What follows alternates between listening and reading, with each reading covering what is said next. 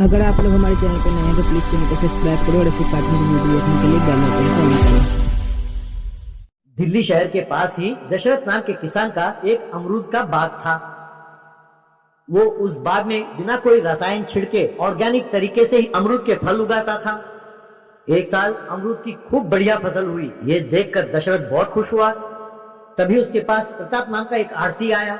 प्रताप दशरथ से, क्या भाई दशरथ, इस बार तो खूब फसल हुई है तुम्हारी, हैं? भाई पेड़ों में तो फल ही फल नजर आ रहे, पत्ता तो दिख ही नहीं रहा है। अपने आदमियों को कब भेजो तुम्हारे पास? दशरथ, अरे दाम बोलो भैया और अभी ले जाओ, तुम्हें किसने मना किया है? तब प्रताप, भाई ज्यादा दाम नहीं है, 1 किलो के 10 या 15 रुपए मिलेंगे बस, क्योंकि सबके पास तुम्हारे जैसी बढ़िया फसल हुई है। अब डिमांड और सप्लाई के हिसाब से उतना ही रेट बनता है। दशरथ, ये तो ज्यादती है भैया, बाजार में 1 किलो 60 रुपए का बिक रहा है अमरूद और तुम मुझे 10 रुपए दे रहे हो। तुम जो पैसे दे रहे हो वो तो मजदूरों के लिए भी कम पड़ता है। वैसे मेरा अमरूद एक्सपोर्ट क्वालिटी का है। 40 रुपए देने की बात करते हो तो बोलो, वरना मैं किसी और को बेच दूंगा। तब प्रताप, देखो भैया, अब मुझे मना करके तुम किसी और को नहीं बेच पाओगे। अब पहले वाली बात नहीं रही जो तुम जहाँ जी में आए बेच दोगे, तुम्हें मुझे ही बेचना होगा। चुपचाप मुझे बेच दो तो तुम्हें कम से कम वो 10 रुपए तो मिलेंगे, वरना तुम्हारे ये सारे फल यहीं पड़े पड़े सड़ जाएंगे। कहकर वहाँ से चला गया।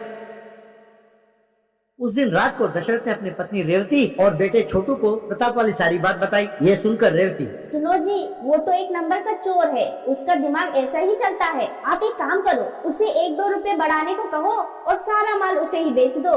तब छोटू, अरे माँ तुम भी हर बात पे डर जाती हो। हमारा ये बाग मेन रोड के बिल्कुल पास है। दिल्ली जाने वाले सब हमारे बाग से ही गुजर के जाते हैं। हमारे कॉलेज के पास जीरो वेस्टेज जूस नाम की एक दुकान है, उसकी दुकान पर हमेशा भीड़ रहती है। हम ऐसा करते हैं कि लोगों से कहते हैं कि वही अपने बाग से सारे फल तोड़ें और उनके सामने ही जीरो वेस्टेज जूस बनाकर उन्हें हम देंगे। तब रेवती, क्या जूस बनाकर पिलाओगे? क्यों जी, ये जो कह रहा है तुम्हारे समझ में कुछ आया? अगर लोग हमारे पास नहीं आए तो हम कहीं के नहीं रहेंगे। तब छोटू, देखो माँ, डरेंगे तो हमेशा ऐसे ही पड़े रहेंगे। हमारा जो हक है वो भी हमें नहीं मिलेगा।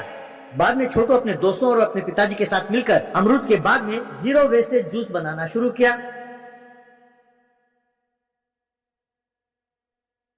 जब लोगों को पता चला, वो गाड़ियों में आकर बाग में अपने पसंद के फल तोड़ने लगे। फिर उसका जीरो वेस्टेज जूस बनाकर पीकर वहां से जाने लगे। इस तरह दशरथ ने खूब पैसे कमाए, जिसका उसने सोचा भी नहीं था। यूं दशरथ आसपास के इलाके में बहुत मशहूर हो गया। यूं कुछ दिन बीत गए। एक दिन दशरथ लोगों को जूस बनाकर दे रहा था कि तभी प्रताप वहां पहुंचा। वहां लोगों को देखकर प्रताप दशरथ से, दशरथ, तुम्हारी ये हिम्मत कि मुझे मना किया और मेरे सामने लोगों को अमरूद का जूस बनाकर पिला रहे हो। चुपचाप ये सब बंद करो और सारा माल मेरे गोदाम में भेज दो, वरना अच्छा नहीं होगा, कह देता हूँ। ये बात सुनकर एक ग्राहक प्रताप से, भाई तुम हो कौन? बाग उसका, अमरूद उसके, मर्जी उसकी, हम खरीद रहे हैं और वो बेच रहा है। देखो यहाँ तमाशा करने की कोई जरूरत नहीं है, चुपचाप यहाँ से चले जाओ, वरना।